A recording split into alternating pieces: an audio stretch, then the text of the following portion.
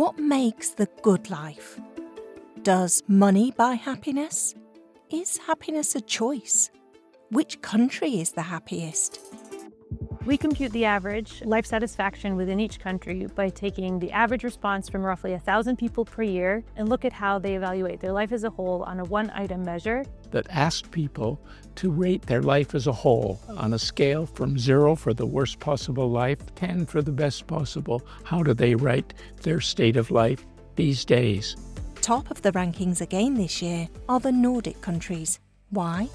They do have a lot of prosperity, but importantly, that wealth is distributed much more equally than we find in other places. The second thing is they've got a healthy life expectancy, wonderful public health systems that are affordable.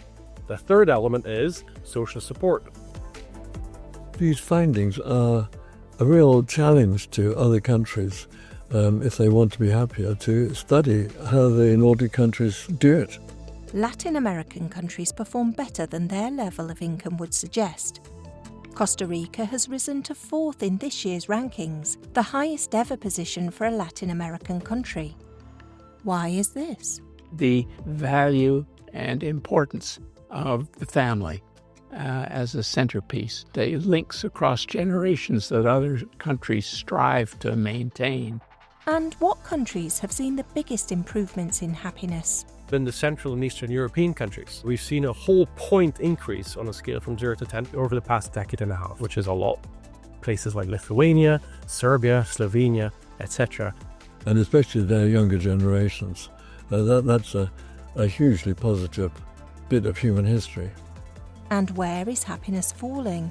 Canada, the United States, New Zealand, and Australia. Here are some of the global rankings of these countries, along with other Western industrialized countries, have dropped significantly, in large part due to lower levels of life satisfaction reported by youth under the age of 25. Conflict is, of course, the absolute destroyer of happiness. So countries like Afghanistan, Venezuela, and so on have been plunging. Finally, what's the most important message from the World Happiness Report? It's to measure, cherish, and build good lives for themselves, yes, but for other people especially. A successful outcome for a country is how happy people are. There's now an alternative to thinking about GDP as a measure of social progress. Happiness can be studied and measured scientifically, can be translated into policies and everyday practices that can improve people's lives. The World Happiness Report would not be what it is without the generous and extraordinary contribution of the author teams contributing chapters each year. It would also not be what it is today without the partnership with Gallup, who provide the survey data underpinning the rankings. We also thank our sponsors, and finally, the extraordinary team working so hard behind the scenes to bring the report to life each year. Read the report to find out more.